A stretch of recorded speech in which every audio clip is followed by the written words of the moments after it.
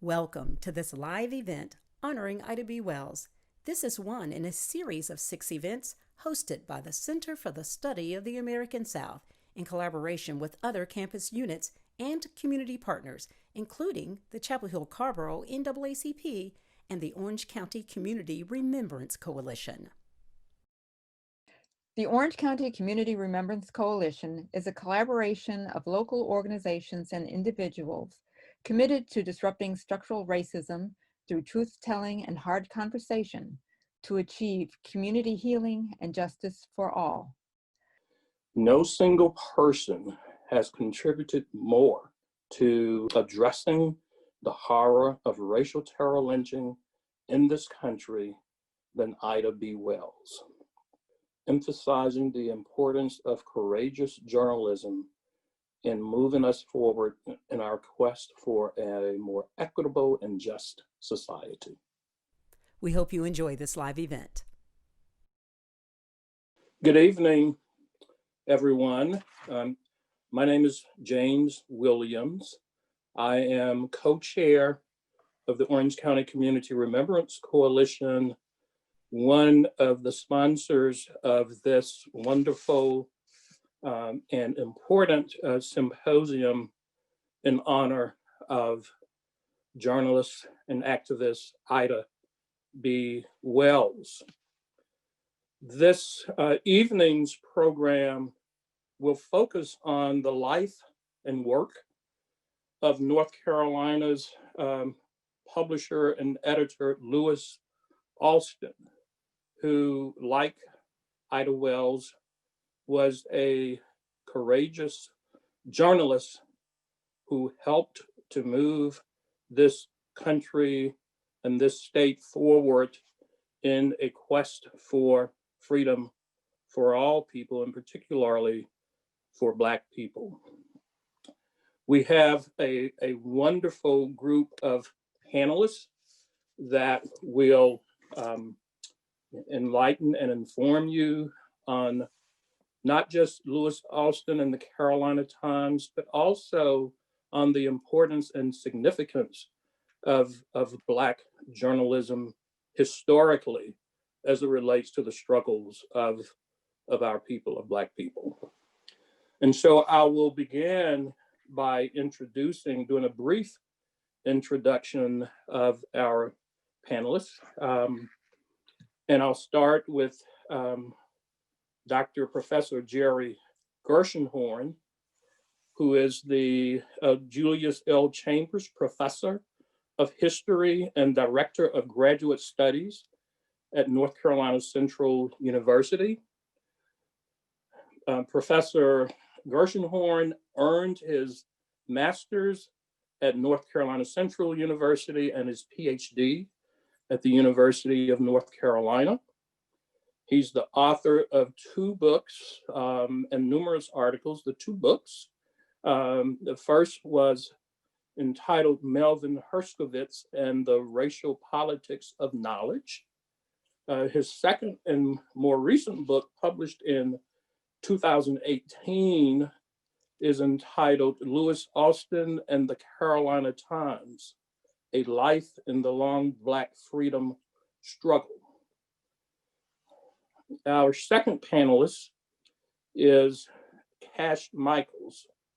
Cash Michaels is an award-winning journalist and contributing writer for several papers, both in North Carolina, and a number of his articles appear in papers across the country. Not only is he an acclaimed journalist, he is also an acclaimed video producer, including such works as Pardon of Innocence, The Wilmington 10, which I think was done in 2000, somewhere around the mid 2005, 2010. And then in 2010, he did the Obama in North Carolina, another acclaimed video. And most recently, he did a video on civil rights activist and lawyer Al McShirley.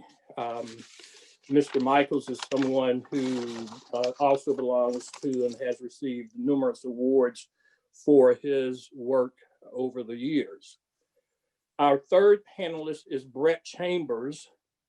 Mr. Chambers is a lecturer at North Carolina Central University, where he teaches mass communication and education technology, and an education technology course. He's a graduate of Duke University's Terry Sanford School of Public Policy. And he also has a master's degree in education technology from North Carolina Central University. He has a long and distinguished media career and was inducted into the National Association of Black Journalism Hall of Fame in 2004, I believe. So I want to say thank you to our panelists. And to get us started, I think I will engage or ask Professor Gershenhorn to give us sort of a historical context for the role of Black journalism and the Black press, within the context of the, white suppression and racial strife, both in the 1800s up through the Jim Crow era of our history. Can you kind of place in context, what the challenges faced by people like Ida Wells and Monroe Trotter and then a bit later Lewis Austin? Sure. So the Black press began in the United States in the North and in New York with Freedom's Journal in 1827. So this was during the antebellum period, when a large focus of the Black press was abolitionism, to fight, for the abolition of slavery. And with regard to obstacles, there have always been large obstacles to the Black press, to Black newspapers, from violence coming from white supremacists, financial difficulties. Newspapers survive on advertising and subscriptions.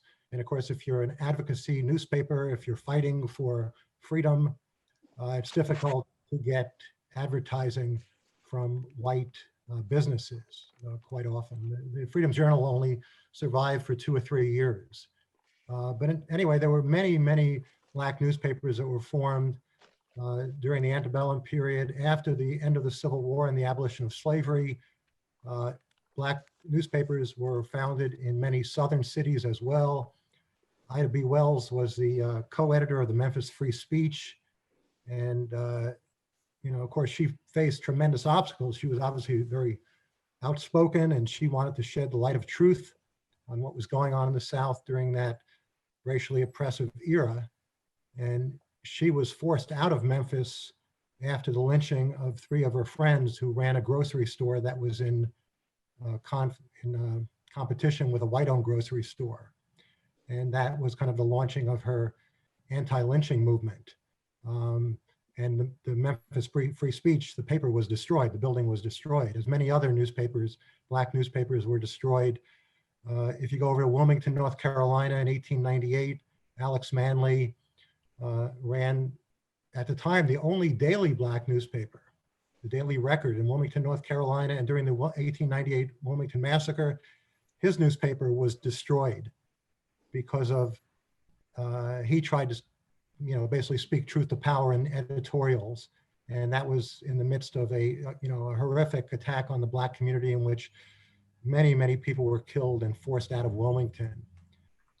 But despite these obstacles and this tremendous resistance to Black newspapers, Black journalism, Black advocacy newspapers, Black journalists have continued to speak truth to power throughout this period, including Monroe Trotter and many others. Lewis Austin purchased the Carolina Times in 1927. And he was threatened constantly because, Ida B. Wells talked about the light of truth, and Lewis Austin's slogan for the Carolina Times was "the truth unbridled," because the black press wanted to do what the white press refused to do, which was to tell the truth about what was going on in the United States with regard to the oppression of black people. And so let me just interrupt you here briefly. So can you tell us a bit about the circumstances of Mr. Austin's background, where he grew up, date of birth, the year of his birth? I read somewhere it may have been 1898.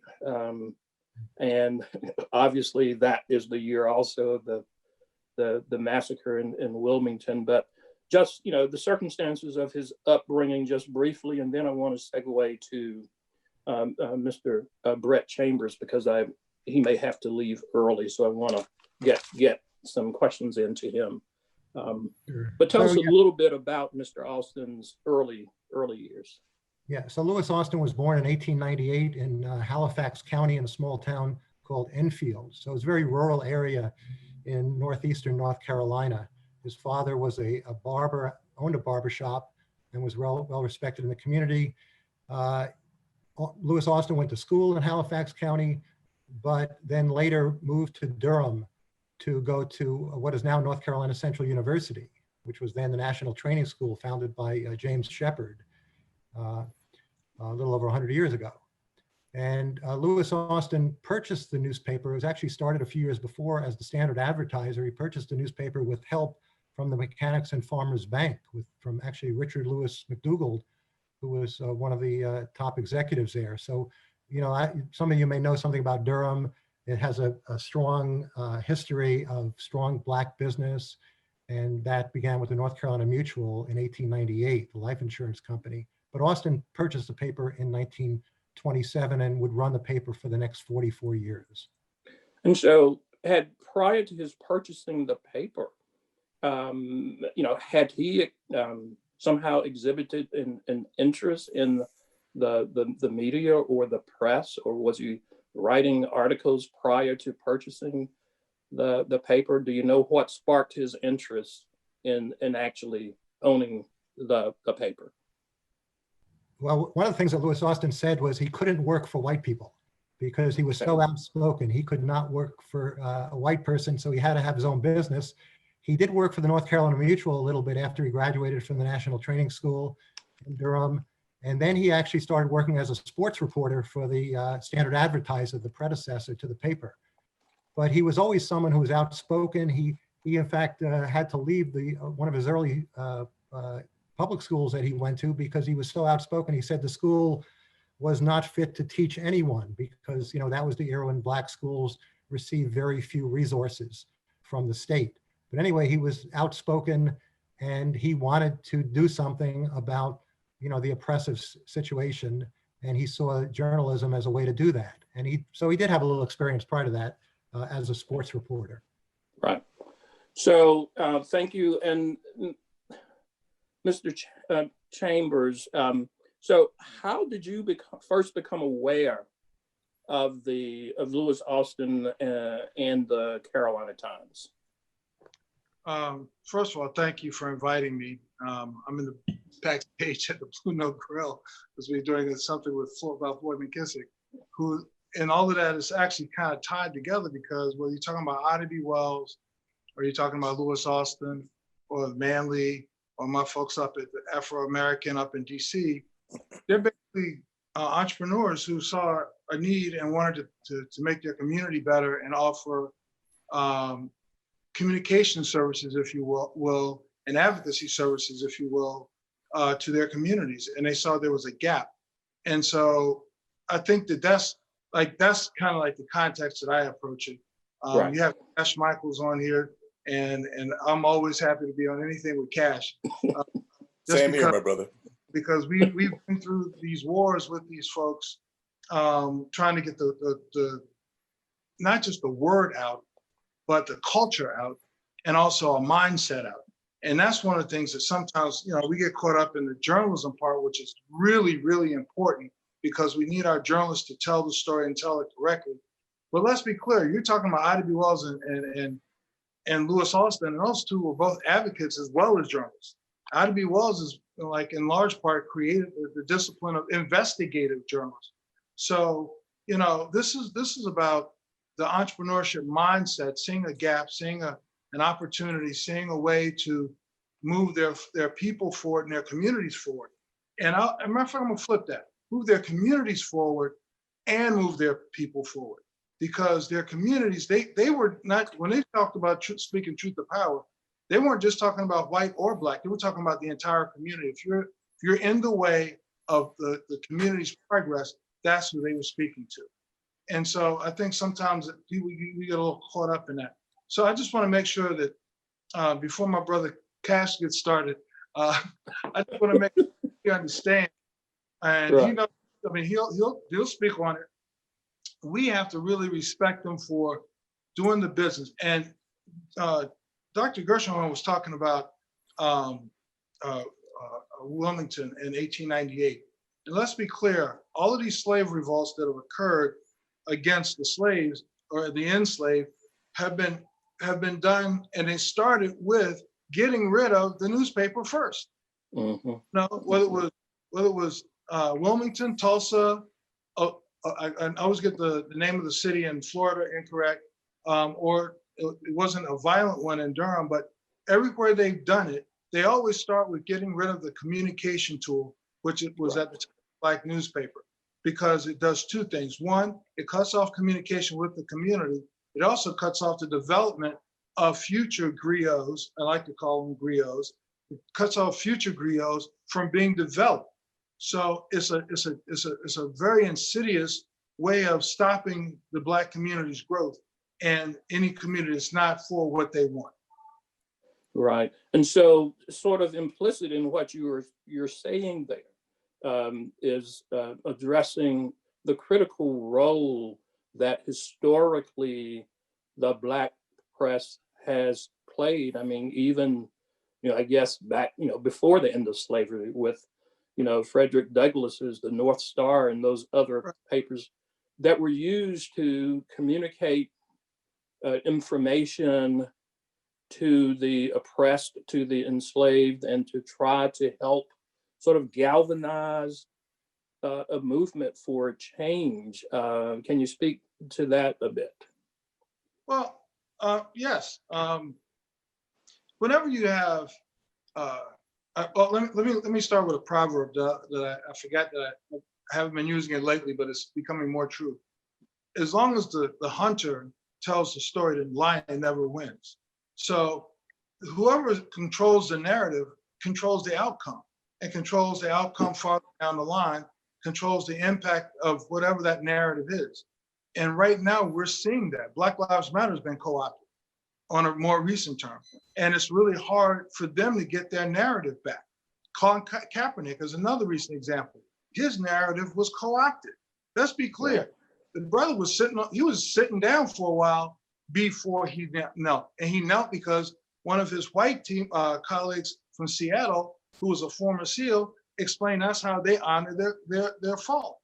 But the narrative became he was disrespecting the flag and didn't love America. All right. And we don't have the control of the narrative. And that's what this whole thing is really about, is who controls the narrative, who controls the message that's sent to the people, and then who makes the money on that too, because Ida B. Wells and Manly and all the other newspapers, they weren't doing it for free, well, sometimes, but they were trying to make a profit. I mean, they were trying to do it as a business, as an operation. And they were trying to bring people behind them to also get into this business. And I'm gonna pause it there because I know my brother Cash is ready to say something. Right, yeah. As I can feel the energy. Yeah, you can feel it. So, Cash, let me start with you. Kind of tell us, because, I mean, you're not from North Carolina. What brought you to North Carolina, and how did you get involved in the media, particularly journalism? Well, first of all, much love and respect to my brother Brett Chambers. Always good to be in his in his presence. And thank you for having me as part of this, this important forum this evening. And Dr. Gershenhorn, I believe, I hope I pronounced your name properly. I look forward to reading your book. I'm from Brooklyn, New York. And I actually came to North Carolina to start my radio career. As Brett will tell you, when I first came to North Carolina back in 1981, I worked for WSRC in Durham. And it was after a few years in radio working at SRC and then working at WLLE in Raleigh back in '83. The people who owned WLLE was the Gervais family, Prentice and Henry Monroe. And they owned, or I should say, Prentice's father, Paul Gervais Sr., owned the Carolinian newspaper, which was Raleigh's oldest African-American newspaper at the time. They had fired their editor in 1986. And Mrs. Monroe came to me one day and she told me, we just fired our editor. He was coming in every day, pulling out the News and Observer, the white general market newspaper, marking what stories were important to the Black community, rewriting them in our paper, and then having some coffee and then going home in the evening and collecting a paycheck. And we kind of want things done a little bit differently. So can you sit in for him, or can you sit in? We fired him until such time that we decide what to do. And so I said, sure. And that's how my newspaper career got started. And one of the things that became very apparent to me, and actually it became apparent to me when I was still at WLLE, was that the African-American community needed a voice. But more importantly, the African-American community needed the quality and standard of journalism, be it on radio or newspaper, that they would see on their local television station. I know Brett at the time was working for WTVD in Durham, or they would see in their general market newspapers. And coming from New York, I grew up with that kind of thing. I grew up with 60 Minutes. I grew up with New York Times, with the New York Daily News, et cetera, et cetera. And I saw that there were just so many stories that were happening in the Raleigh community that needed voice, they needed light. And I was actually doing stuff that should be in a newspaper on the radio. And so it was very easy for me to move over to the newspaper. I was doing both jobs at the same time, actually. And doing stories like Black state employees who were constantly complaining about not being eligible for promotions, but not being able to attain them because of white middle managers in state government who would never promote them. And this got to be something of a problem. I was there at the time when the HIV/AIDS plague became something that was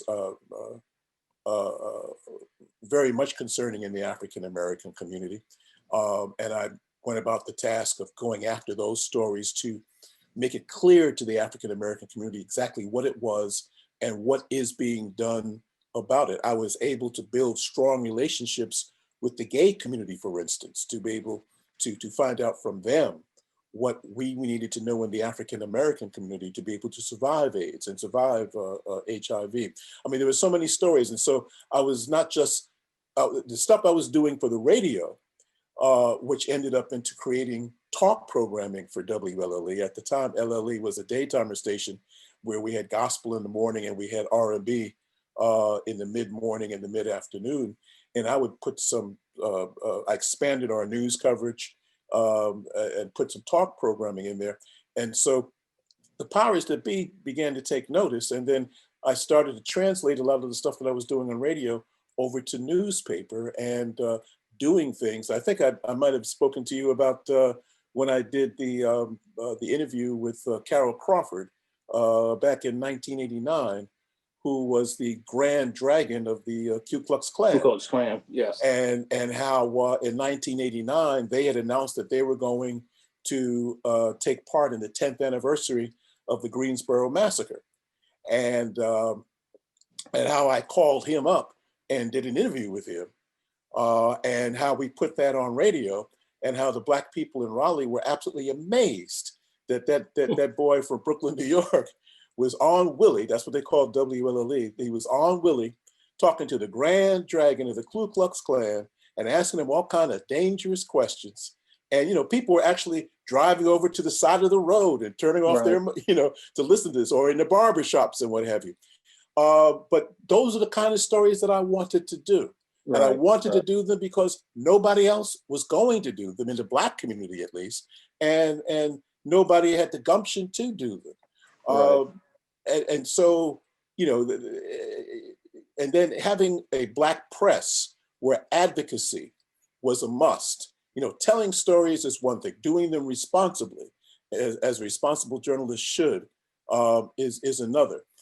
But actually then doing something with those stories, trying to bring about change, which our community is still hungry for, through the media, was something that was in my blood. And it became to the point where then after I left the radio station and worked at the newspaper full time, where it was a moniker that stuck until this day.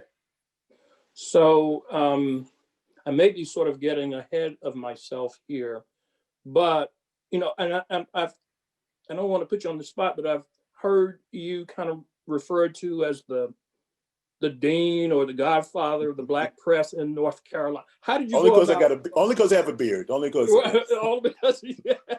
there's more to it than that. Just talk a little bit about your career and some of the other work that you've done. I know you've been a part of a number of organizations, media-wise, and that you've also, your articles have appeared in a number of different papers. Can you talk a bit about that? Yeah, you know, serving my community, giving my community my best has always been my bloodstream, part of my bloodstream. Right. And I've been blessed. I've put my life on the line to do that. But to know that you've made a contribution, you know, growing up in Brooklyn, New York in the 1960s. And so seeing that vantage point, seeing history from that vantage point, where you're right next door to Harlem, where you've watched the civil rights movement since you were a child, where you knew some of the leadership. You know, I used to get on a train and go over to 125th Street to National Action Network, Reverend Al Sharpton, the House of Justice, and just go up there and cover his meetings and take pictures and stuff. And I remember one time one of his people pointed at me and, you know, did like this, say, "Hey, come here." I said, "What?" And he said, "Who are you?" You know, and I said, "Oh, I'm Cash Michaels. I'm a reporter from North Carolina." And I said, "North Carolina? What are you doing here in New York?" I said, "I'm from Brooklyn." "Yeah, but I asked you, what are you here? What are you doing here?" And, you know, and I would tell her from a Black newspaper, and I want to see what you guys are doing, you know. And then Reverend Sharpton then came out and met me and so forth. The next thing I know, you know, I was welcome there like part of the family, you know, just doing what I saw other journalists doing, and saying, I should do that too. Not I can do it, but I should do it. Right. And just being of service, just knowing that you've made a contribution. You know, the gray hairs on my head and face, well, the face anyway, the hair I don't know about. You know, it's a sure signal that, you know, I've got a few more years left. I don't know how many, but I'd like to know that when that time comes and I'm no more, that I've made a contribution. Yes. And to me, as a journalist and as an activist, I can't deny being a journalist activist. That's important to me. The money has never been important to me. I'm kind of reminded of that a lot by my wife sometimes. but knowing that I've made a contribution, that I've been part of many major stories, that I've met many of the important figures in our most recent history, be it Muhammad Ali, be it Reverend Louis Farrakhan, be it et cetera, Mrs. Coretta Scott King, working with leadership here in North Carolina for the last couple of years, having an impact on our history and having helped as many people, having gotten young people out of jail who were put there wrongly, doing something to help somebody has always been what has driven me. It drives me today. And to me, it is what is the essence of being a Black activist journalist. All right. Well, before turning the mic back over to Professor Gershenhorn, I want to, Brett, I want to get you to speak a bit about, a couple of things. One is when we use the term the Black press or Black media, what distinguishes it, in your opinion, from, for lack of a better term, mainstream media? And number two, what advice would you give? I know you teach media-related courses there at North Carolina Central. What advice would you give to students or young people who might be thinking about a career in journalism or some other media? Okay, I'm gonna answer both of those, but I want to address something that Cash brought up when he brought up Al Sharpton, because Yes, it helped add context to what I'm about to say. Cash and I have very parallel tracks. He grew up in Brooklyn. I grew up in Southeast DC. He had New York Times. I had the Washington Post and the African and the Afro-American. I had a mother who was from Durham, and I had a mother who grew up in Walltown. So I knew about the Carolina Times. But when I go back to the Al Sharpton, because Cash and I have always interviewed a lot of the same people and sometimes for the same reasons, sometimes just the same thing in different contexts. Yeah. And this will get to your point about the Black press. Although I work for a corporate-owned TV station, I saw it as the Black press and the community press. So, and I was given a lot of latitude because I found a way to make the show how our story is relatable to the general market. So my ratings were pretty good for a community affairs program. We have the distinction of being football a few times. Getting back to the Al Sharpton piece, I interviewed Reverend Al one time, and we had just finished the interview, and I forgot what was going on, and I said, Reverend Al, what should we really expect from the white community when it comes to lifting our community up? And he looked at me, and I'll never forget the laugh. He looked at me, he just went, my brother, if I punch you on your chest and put you on the floor, would you not be a fool to extend your hand to have me lift you up off that floor? And to this day, that rings in my head, because whenever we ask, why is the Black press important? Because we can't rely on anyone else to tell our story. right. It's simple. I mean, it's not really complicated. I'm a member of NABJ. We talk about this all the time. We want our people in there because we want our perspective. Now, Can you tell our audience what NABJ is? Can I say that? Thank you very much. It's Okay. National Association of Black Journalists. Okay. And All right. National Association of Black Journalists has a lot of folks like us who are journalists, but there are also people who are in PR, there are people who are managers, there are people who are producers. There was another organization that came out of NABJ that was started by Ployer Marshall called the National Black Media Coalition. Its focus was to get more Black decision makers, the producers, news directors, managing editors, and editors, so that the narrative would be able to be consistent on its way out the door. Because if you're a reporter, if you're a newspaper reporter, you have an editor, and your editor can change up that story before they put it out. If you are a TV reporter or radio reporter, you have a producer, and that producer can change it. That's how I wound up going into becoming a producer, not wanting to be on air, because I wanted to make sure I could control the narrative. That was influenced more by the National Black Media Coalition than the National Black Journalists Association, because Pluria really wanted us to really start focusing on the decision makers and the people who write to sign the checks. Yeah. So all of that helps tell the story of why Black journalists are important. But it also, when you talk about Black journalism, Cash and I we're very open and honest about our advocacy, but we're journalists first too. Right. I mean, we're going to get the story right. We're just going to make sure that when it comes out, it has an impact and it doesn't get diluted on its way to the market. And that's usually what happens. It gets diluted and it gets another frame that that kind of skews it into a whole different way. And we've seen agenda setting from a lot of people. That's why Ida B. Wells was very clear that she was an activist. That's the reason why she was very clear that she was investigating, because she let her facts and her numbers. And back before we had all this data analytics, Ida B. Wells was doing that. And just to pay tribute to Ida B. Wells and the Ida B. Wells Society, which is at UNC now, but their first workshop was at North Carolina Central. I had to do that plug. Sorry, Cash. I had to do that plug.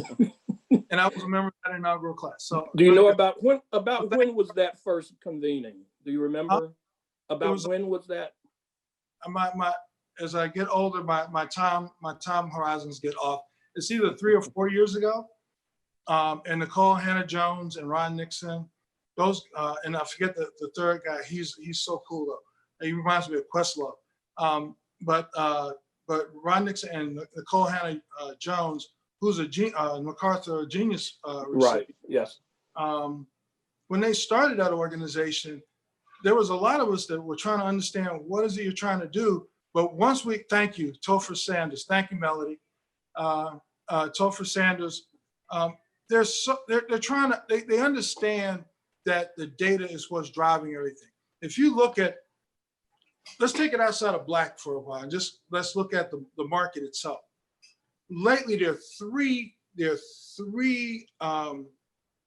at least these 3 documentaries that have been causing a lot of discussion.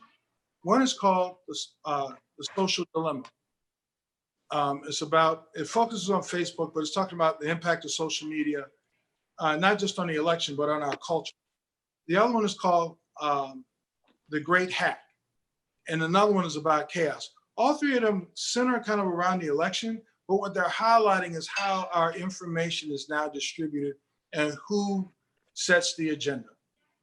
And is really, really interesting. And what the Ida B. Wells Society and Nicole and Topher and Ron, what they want us to do is they want us to understand the data, how to use the data, because the inside of the data is how we will tell the story, how we're telling stories now, but it also helps justify it. So it becomes less about how I think, how I feel, and more about what the reality really is. And then how do we get it to them? And that's across the board. That's whether you're Black, white, green, whatever kind of journalism you're practicing, you have to pay attention to the analytics in addition to the journalism and your ethics and your morals. All right. Legal part too, with the legal. Thank you. Dr. Gershenhorn, I want to get back to you. So let's talk about some of the areas of focus that, in the course of your research, some of the areas that Lewis Austin and the Carolina Times focused on in those early years. Of course, we are coming upon, in less than 2 weeks, election day here in this country and here in North Carolina. North Carolina being sort of a hotbed of voter suppression and trying to minimize the Black vote in particular. What role, if any, did the Carolina Times and Mr. Austin play in addressing those issues that had to be significant issues back in the 30s and 40s also? So Lewis Austin, if I take you back to the 30s during the Great Depression, when there were tremendous obstacles for African Americans to be able to vote. In North Carolina, you had the literacy test, and you had really one party system where the Democratic Party controlled politics and government in North Carolina as well as throughout the South. So historically, Blacks had been Republicans going back to the Reconstruction era. And Austin was one of the leaders in saying the Republican Party by the Depression era was useless. It wasn't helping African Americans at all, hadn't helped them for decades. And the Republican Party had no power in North Carolina.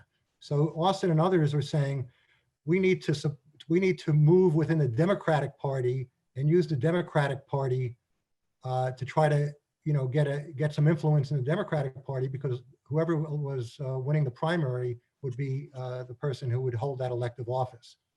So Austin and other African Americans in Durham and also in Raleigh, in 1932, they started a massive voter registration campaign. And we were just hearing about the Carolinian in Raleigh, but the predecessor of the Carolinian was called the Carolina Tribune, which the editor back in 1932 was a man named Hugo Fontelio Nanton.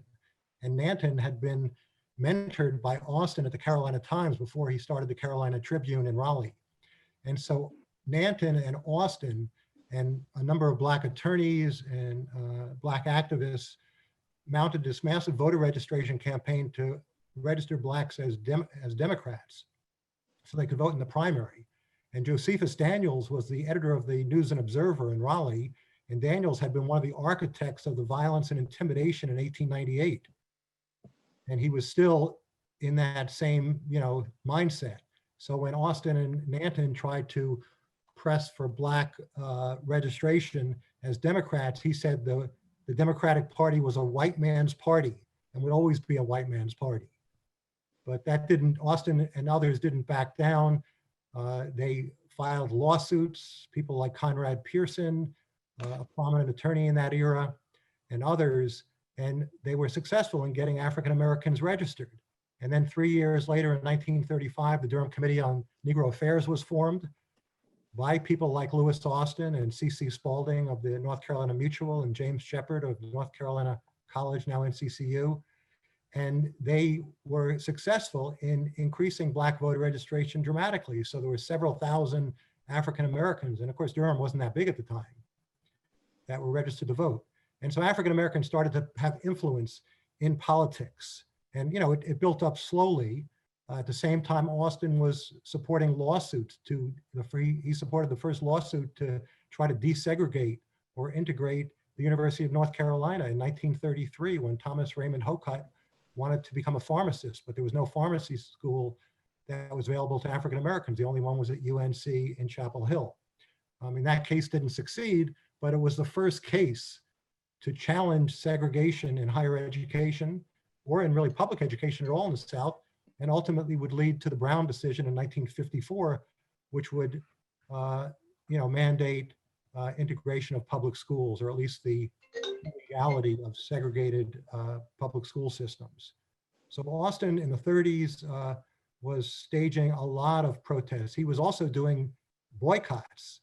He was supporting a boycott by Bennett College students. Bennett College is a women's college for African American women. And he supported a boycott where they were boycotting movie theaters in 1938.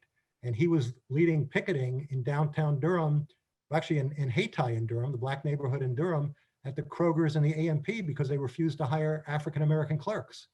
And they so Jerry, can you speak to, when you say that he was leading or involved in, how was he doing that? Was it through press coverage, or was he just actually, in addition, politically involved and connected and a part of the movement itself? Yeah, both. He promoted these things in the newspaper. Unfortunately, the newspapers are not available before 1937. But I do know, we have found, you can find articles through other Black newspapers like the Pittsburgh Courier and the Norfolk Journal and Guide that reported about what Lewis Austin was doing. And so he was reporting about these stuff, but he was going down there. He was leading the picketing. He was organizing the picketing. And for that, of course, no good deed goes unpunished. He was burning, KKK was burning crosses on his lawn, and they were threatening him and trying to drive him out of Durham. But, he was an incredibly courageous man, as, many of these Black journalists had to be to survive. So we look at I think it was the motto, the truth unbridled, I believe you mentioned. So when you look at his coverage, that's sort of press-wise, what things readily come to mind where he was really writing something that was provocative or that stirred up the blood of the white supremacists that more or less put him in danger? Right. There were many examples, but I just give you one example, and it harkens back, many of the issues that he was writing about are issues, unfortunately, we're still dealing with today. I mean, police brutality, and not just violence by the white police. All the police in Durham were white in the 30s and into the 40s, but also violence by, just everyday whites. So white men raping Black women, for example, that was rampant. And in those days, the juries were all white, the judges were white, but Austin would publicize those cases, in order to bring shame upon the so-called progressive North Carolina. Durham and North Carolina or whites in Durham and North Carolina tried to style themselves as a progressive Southern state. And according to my research, it was anything but progressive. And so finally, he did start to have some successes in 1951 and 52. Even though almost all the juries were still white, they might have one Black member of a jury, that we started to see some convictions of white rapists. And in 1952, there was a white rapist was sentenced to life in prison, which was rare in that period in the South. So Austin did have successes. So that was one of the big ones, shining a light on police brutality and violence against African Americans. Did he have a relationship or connection with Robert Williams in Monroe, who was, I guess some people would consider a Black radical at the time, that he was involved in I think he was actually in charge of the civil rights movement, the head of the NAACP there, and was faced with some extreme violence and wasn't Austin also a president of the Durham NAACP at one time? Yes, absolutely. Right. Yeah, I thought so. Yeah. At the end of World War II, he was president of the NAACP in Durham. But yeah, Robert Williams, Austin and Williams had an interesting relationship. Sometimes they worked together, but they weren't always allies. Right. Austin was very, one of his prime, ideologies was nonviolence. Although there are some personal examples, he wasn't always personally nonviolent when he was faced with white violence directed toward him or his family. But in the case of Robert Williams was, as you said, the head of the NAACP in Monroe, North Carolina, which is somewhat near Charlotte. And Williams, in 1950, I believe it was 59 or so, there was a case that came up where two African-American boys, 8 and 10 years old, they were arrested by the police for playing a kissing game with some white girls. I think there were some white boys and Black girls, but anyway, one of the white girls went home to her mother and said she had been kissed by a boy. And all of a sudden, when the white mother found out that it had been an African-American boy, they were kids, she went to the police, and the police arrested these two young children and held them, wouldn't even allow them to see their parents for some time. They eventually ended up being held for about 4 months. But anyway, Robert Williams started a publicity campaign to shine a light on what was going on. And this was during the Cold War, when the United States was claiming it was the great, democratic country of good and fighting against the evil empire in the Soviet Union.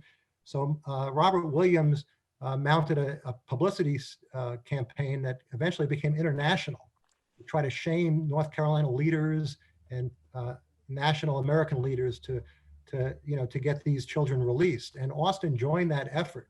Austin and Robert Williams, joined together with others. They formed an organization combating this type of injustice. They spread the word, not just to the press in the South, but up north. And eventually it did the trick. And the children were finally released after about 4 months. But there was another case where things didn't go that smoothly between the two. It was about a year later. There were a number of cases where white men had been charged with raping Black women in Monroe. And many of the people in the Black community were saying, we have to, we're not going to get any justice in the court system. We need to go after these rapists. And Robert Williams said, no, we got to hold on. We have to go through the justice system. We have to give it a chance. And none of these white men were convicted, even though there was substantial evidence that they had clearly committed the crimes. And then after he was being interviewed, and he said, and he actually had quite a bit of pressure from Black women in the community saying, we can't just stand by and allow this to happen to our women. And he said, if we can't get justice in the legal system, it's time to meet violence with violence. Now, he was the head of an NAACP chapter, and the NAACP was very opposed to any type of use of violence. So Roy Wilkins, the head of the NAACP, denounced Robert Williams, and Lewis Austin printed an editorial also denouncing the use of violence in those types of situations. And Williams was ultimately removed from his position as head of the chapter, although then he was replaced by his wife, Mabel Williams, who was similarly, had similar ideas as he did. So Right. she kind of continued his efforts. But in that case, they did not support each other. Right. So, Mr. Michaels, I want to return to you. And if there's anything you want to say in response to Jerry Gershenhorn, feel free to do so. But Yes. One of the things I wanted to ask you is, how do you and how did you go about deciding, what you were going to write about, what were you going to focus on when you were, when you're doing a piece of journalism for the press? Well, two things I wanted to add on to what Dr. Gershenhorn has given us. I remember a number of years ago when I was still at the Carolinian, I had the opportunity to go through their archives and was fascinated to read some of the editorials that Mr. Gervais had written back in the day. The Carolinian was started in 1940. And as you can imagine, there were a number of outstanding issues that the Carolinian, the Carolina Times, the Wilmington Journal, other Black newspapers at the time had to address in their respective communities. It should be no shock to anyone that they were all going through some of the same things. And there was an editorial that Mr. Gervais wrote. And if I'm not mistaken, and Dr. G, you correct me if I'm wrong, but I believe that a lot of these publishers, Black publishers, would write their own editorials because they, for the most part, wanted to take responsibility for what was being written, because they really had to deal with some issues. One issue, as an aside from this whole thing about Black men being accused of raping white women, was the fact that even though half the allegations, more than half the allegations, quite frankly, were false on their face. I mean, even if you had a Black man look at a white woman here in the South, that was a crime. You had Black men who were being sent to prison for long terms. In fact, if I'm not mistaken, North Carolina had, it was a law on the books about that. And you had a number of Black men who were convicted and sent to prison for years of their life. I remember an editorial that Mr. Gervais wrote, 1940 something, I forget what it is now. But I was amazed, given the fact that it was the 1940s, given the fact that many times Black publishers like Mr. Gervais would be at the newspaper all hours of the night by himself, putting out that paper. They had their press in the office at the time on the facility in the physical plant. And so many times they were there, sometimes by themselves, running the presses and what have you, and would leave by themselves to go back home after many hours at the office. And so their lives certainly were at risk at any and all times of day, but especially late at night. And I was amazed as to how tough the language was, and the editorials, as many editorials in the Black press at the time was geared toward greater white society, chastising them about, you know, how unfair the laws were, and how Black people and Black men in particular could not get justice, and how the laws were slanted against us and what have you. And that really gave me an undergirding of tremendous respect for Black journalists of that period, because they risked their lives every issue. If they were trying to accommodate white society, well, then that's one thing. They were trying to get along in order to make a dollar and so forth, right, and what have you.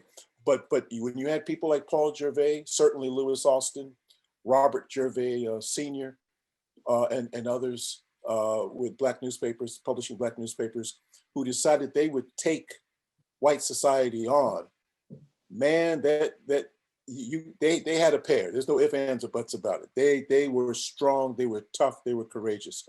And so when you realize that you were working for an enterprise that has that kind of legacy, that kind of courage, that kind of history, and you're a part of it, and you are making what you hope is a positive contribution, you can only feel good about what you do, and in fact, what you contribute to that legacy, a continuum of what they had started many years before I was even born. The second thing I wanted to bring up, because you asked about your question, I didn't forget your question, about, you know, how do I decide? How do you decide, germ, you know, decide what you're going to write and how you're going to frame it, that sort of thing? Yeah, I'll be frank with you. It's almost like an inertia. Someone calls you up or drops by. In the old days, would drop by the office or email you or whatever. They contact you some way, somehow, and they have a story, either about a relative or a child who's being discriminated against in their school. A boy, a young teenage boy back in the 80s who was at Crabtree Valley Mall and got arrested by the police there and accused of something he didn't do and what have you, and is going to trial and all like that.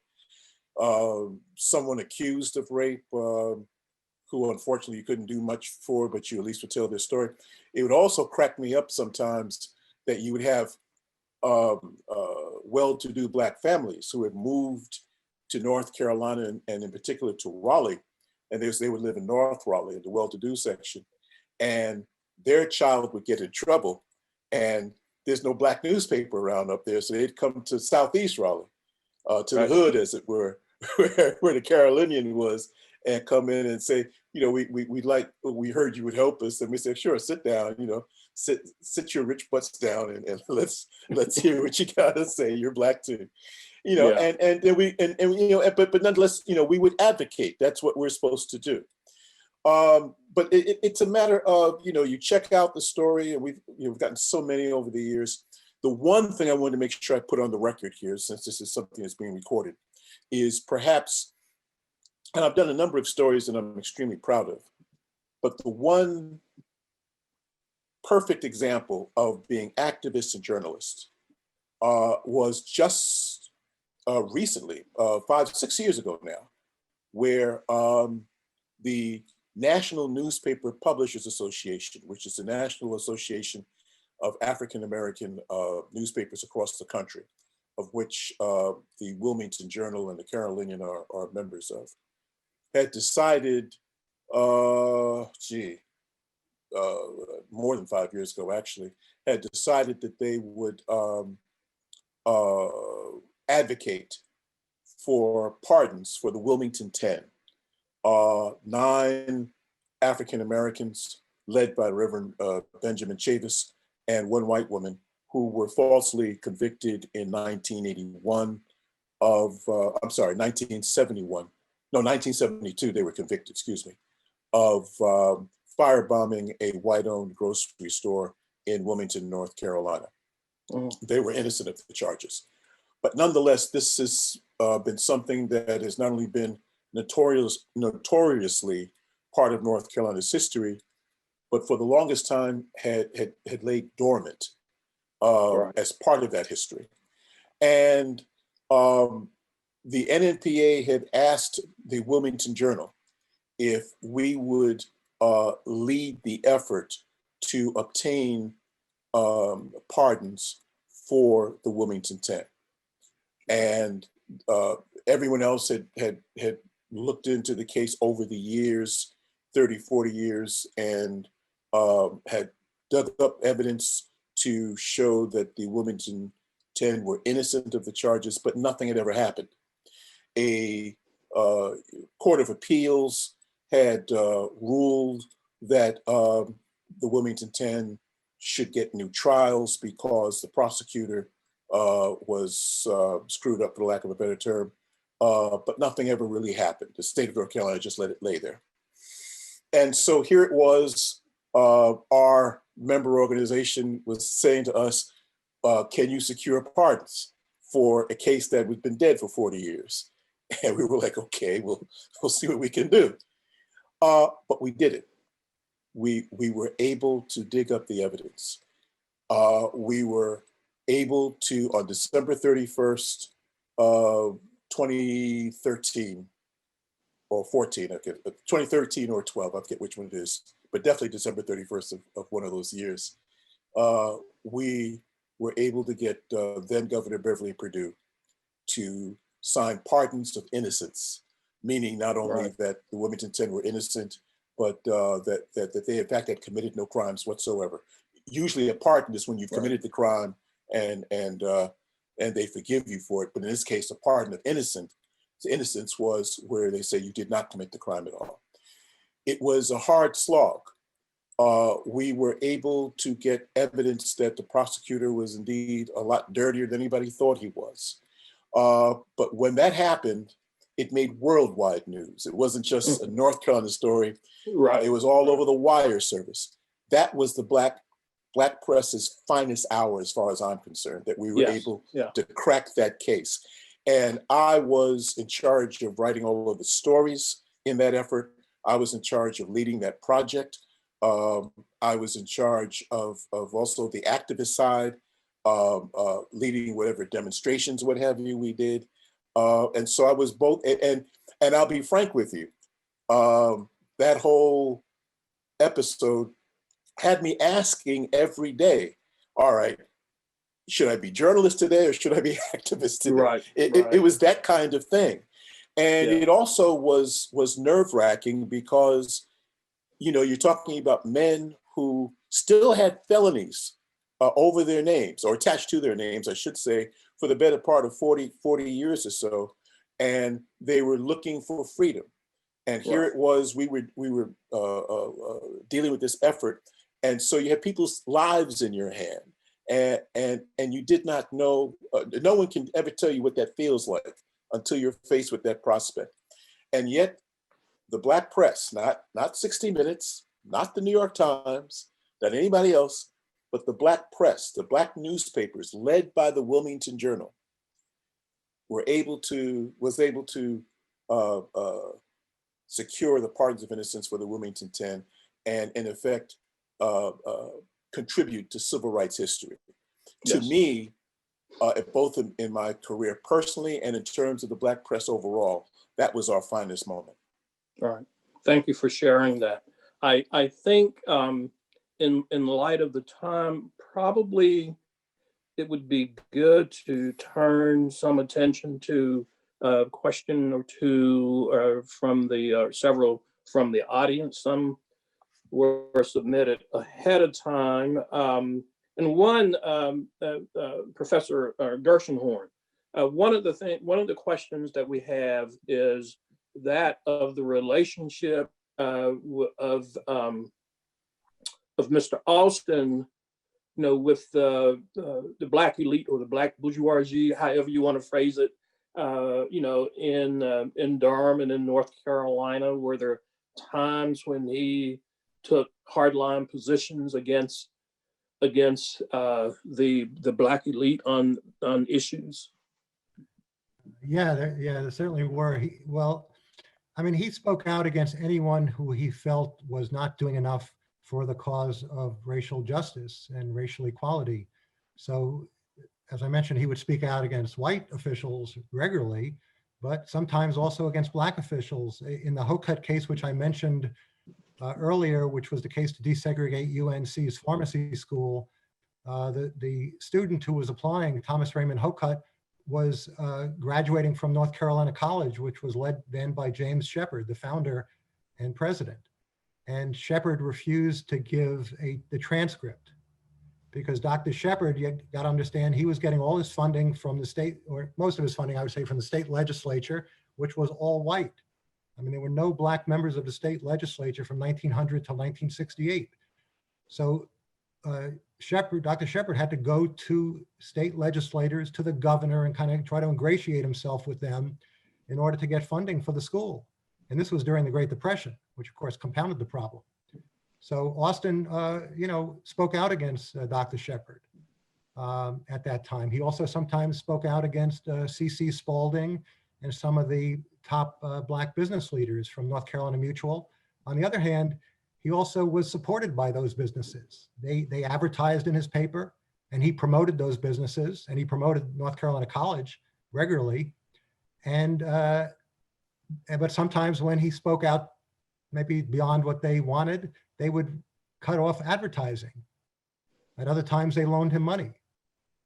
So yeah, it was complicated, but he refused to back off if he thought someone was not doing what they should be doing. So he did have a kind of a tense relationship, but I think, by and large, from what I've heard in interviews, the Black business community loved Louis Austin.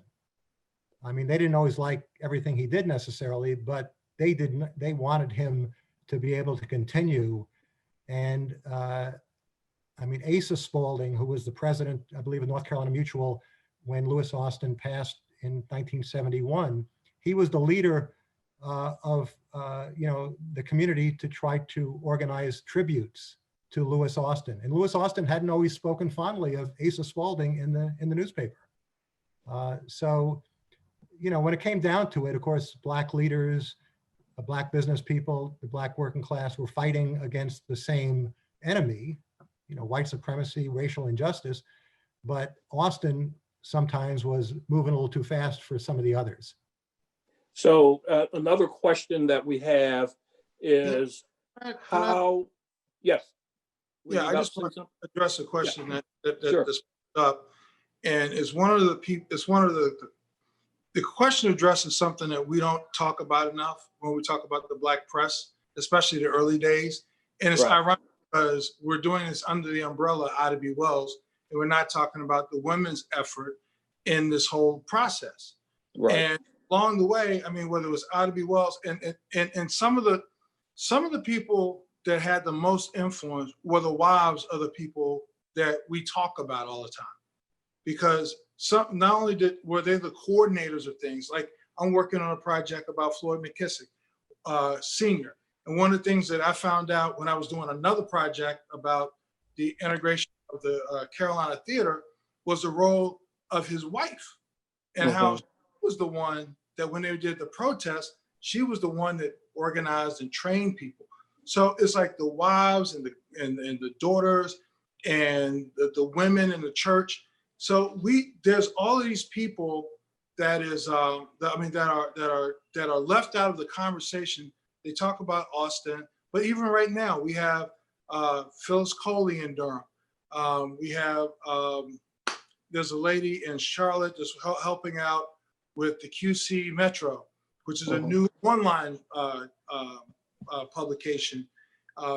Gerald Johnson, he has a Bonita Best who runs the Triangle Tribune here in Durham.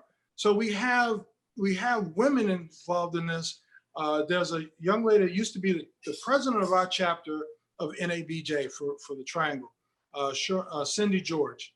And when she was in school, she worked for a Black newspaper in Florida, and I don't remember the name, but she talks about how that Black newspaper gave her access so she could write stories, so she could have a portfolio, so that she could come to the News and Observer.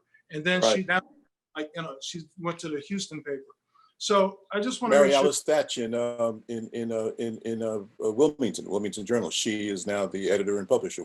Mary Alice Thatch, the daughter of Robert Gervais Jr. Robert Gervais Sr., excuse me. Yeah, so, I just want to make sure I address that question, because it's a very important one. Because when we get into discussions about, and you know, I have mad respect for our brothers and sisters. You know, I want us to make sure we keep it balanced, because I mean, especially when we're doing it under the umbrella of Ida B. Wells, and we're not talking about the role of women. Right, and actually that was actually going to be one of the questions raised by one of the members of the audience. It wasn't directly what you just phrased, but it did relate to women. How did women in Durham, especially African Americans, help promote, support, and be involved with the operations of the Carolina Times? So so you've already, not so much as it relates to the Carolina Times, but as it relates to sort of media generally in the Black press, the importance of women in that. Yeah. I just want to make sure when you got off the call, you be able to face a few folks and you know what I'm talking about. Yeah.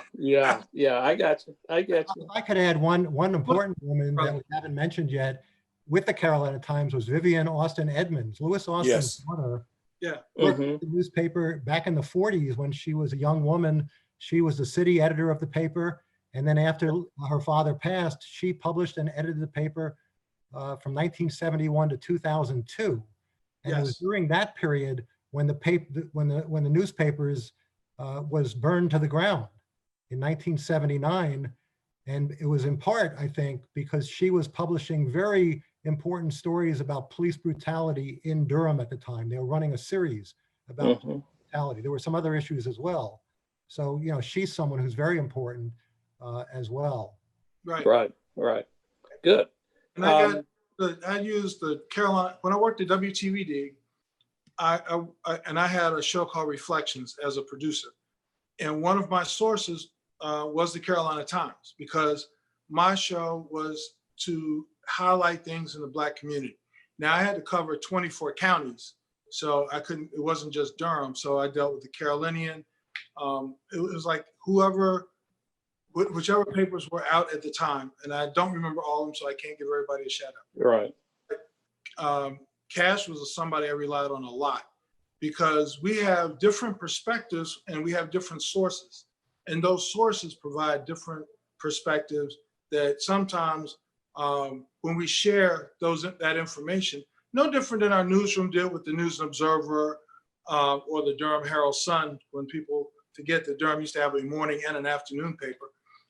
But it's the same type of thing. We share that information because we're going to cover a lot of the same stories and a lot of the same information. And sometimes we can go deeper and have access to other places. So I just wanted to make sure, I put that out there too. Right. So as we move toward sort of the end, I want to have each of you give some thought to this and this question, and how has the fact that de jure or legal Jim Crow segregation has ended, and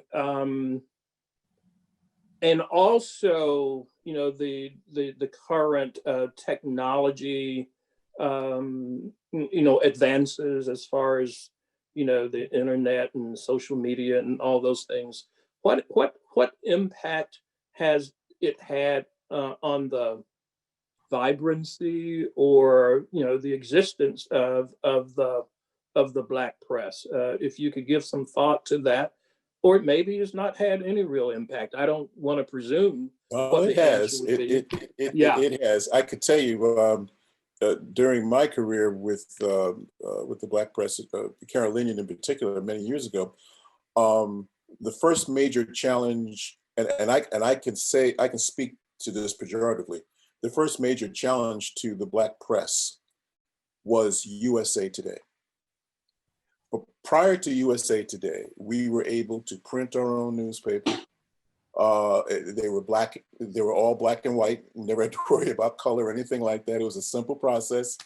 Right. And able to monitor our costs, everything was fine. The moment USA Today came out, in the mid 80s, I guess, and they forced your local general market newspaper to up their game and start to publish in color. And then the moment that happened, that forced community newspapers like African-American newspapers, because that's what a Black newspaper is. It is a community newspaper. That forced us to go color. The market started saying, well, you know, they would look at your black and white printed newspaper and look at the News and Observer and look at USA Today. And they would right away start making value determinations as to who really is doing their job, who is really a newspaper. And so that immediately changed our game. We had to then start printing in color. And for years, there were issues about registering the colors. If you know anything about reprinting a color photograph, you know, you get your red, your yellow, your blue, and so forth. You've got to get them all registered properly on the page and all this other mess and so forth. It took years to get that right. And then finally we got that right, but obviously our costs went up. That meant that your Black newspaper went up from 10 cents or 25 cents to 50 cents just to cover those costs. That's on top of fighting for the advertising. Computers certainly helped. There's no question about it. But at the same time, then computers were helping in the newsroom, were a help as far as producing the product.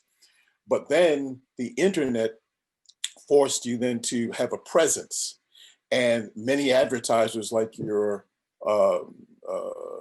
supermarkets, et cetera, your larger advertisers would say, well, if you don't have a website, then we prefer not to do business with you. We prefer to do business with you if you have a website, because we want to know how many hits you get. Right.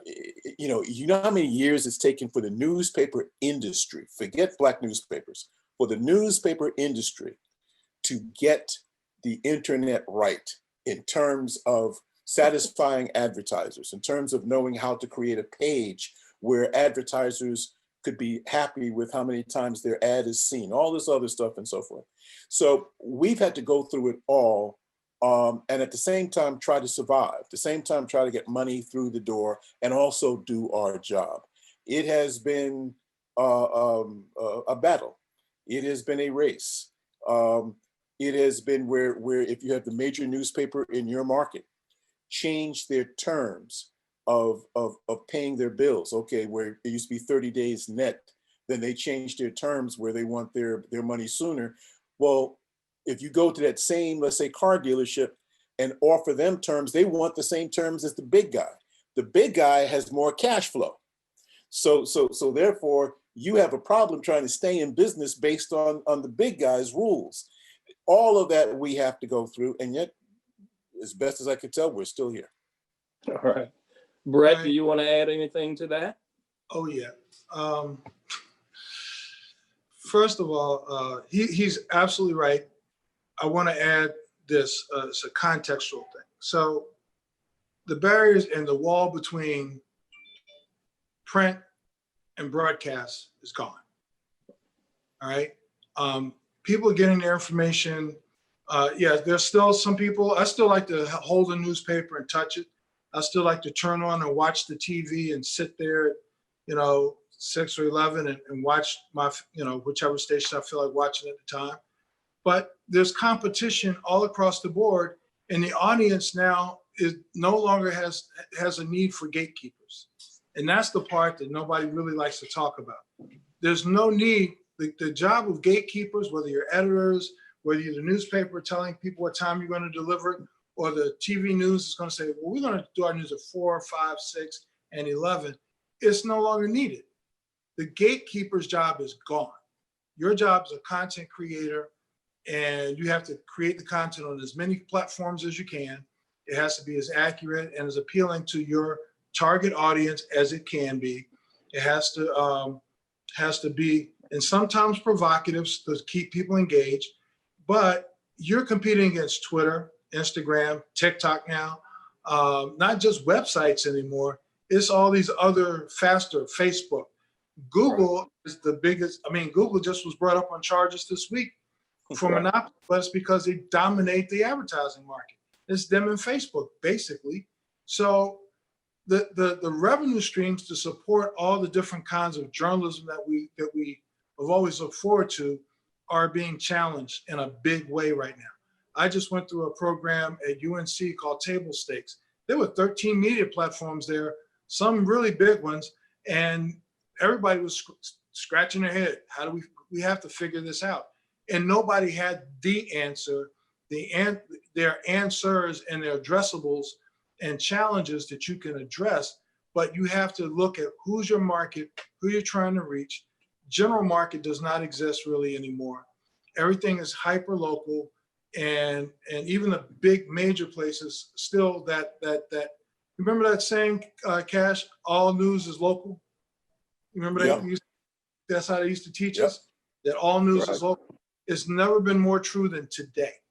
Right. Because these national stories are the stories that happen in some locality that become national, but they happen somewhere. And if someone locally covered it, that's how it becomes national. So I'm training my students to understand how to do analytics. I'm training to do the look at the, not just how to write, because that's the first thing. You have to know how to write. You have to be able to read and write. So we'll start with that. And then how to identify those facts. They're actually, my students right now are in a Pointer's a school, an institute in St. Petersburg, Florida, that helps train, provide professional development to journalists.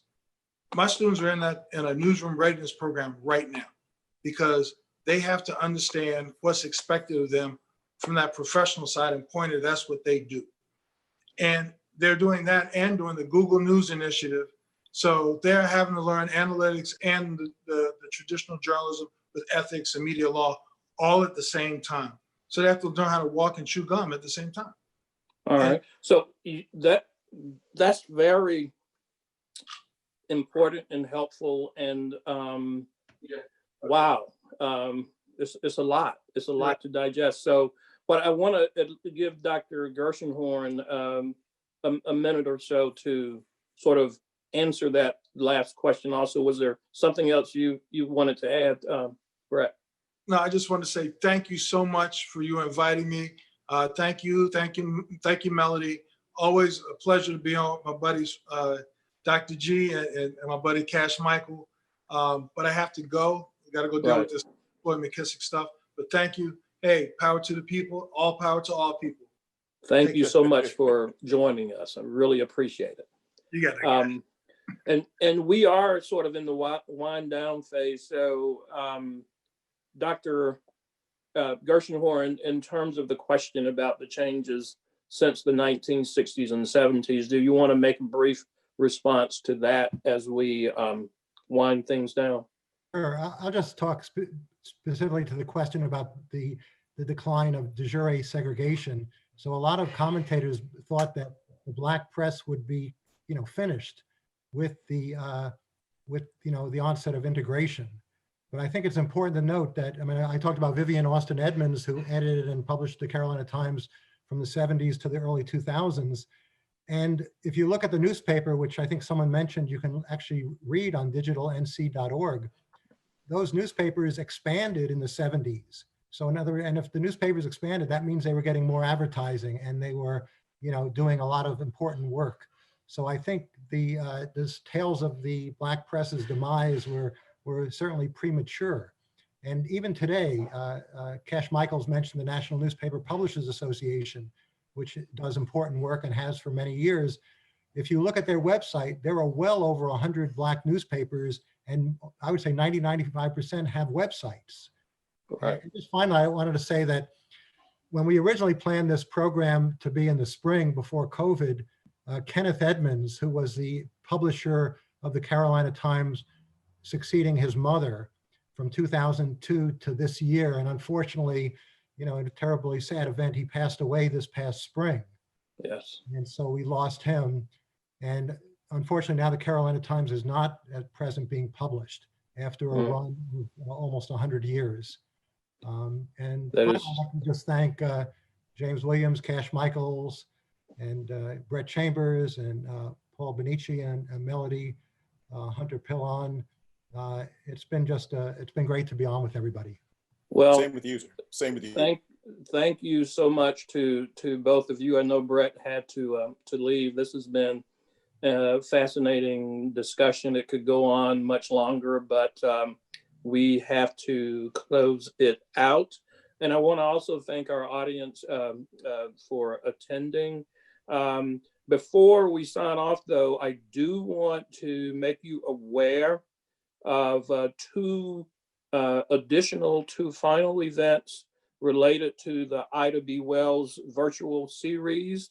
On Tuesday, October 27th at 6 p.m., there will be a workshop for educators teaching the light of truth in the K-12 classroom. Teachers who have attended a previous Ida B. Wells event are eligible for CEUs for each event in the series they attend. Our final event will be next Thursday, October 29, with a documentary screen filming of Black Out Loud UNC by graduate and undergraduate students from the group Yet and Still. You can register for both events at south.unc.edu. Thank you so much, and good night. The sponsors of this event series are Free Spirit Freedom and Mentor North Carolina, Chapel Hill-Carborro branch of the NAACP, Orange County Human Relations Commission, Human Kindness Foundation. Coming to the table, Rogers Eubanks Neighborhood Association, United Church of Chapel Hill, Women's International League for Peace and Freedom, Center for the Study of the American South, Sonia Haynes Stone Center at UNC Chapel Hill, Center for Civil Rights at the UNC Law School, Orange County Arts Commission, Marion Cheek Jackson Center, Chapel Hill Public Library, Carolina K-12 of Carolina Public Humanities, and members of the Orange County community.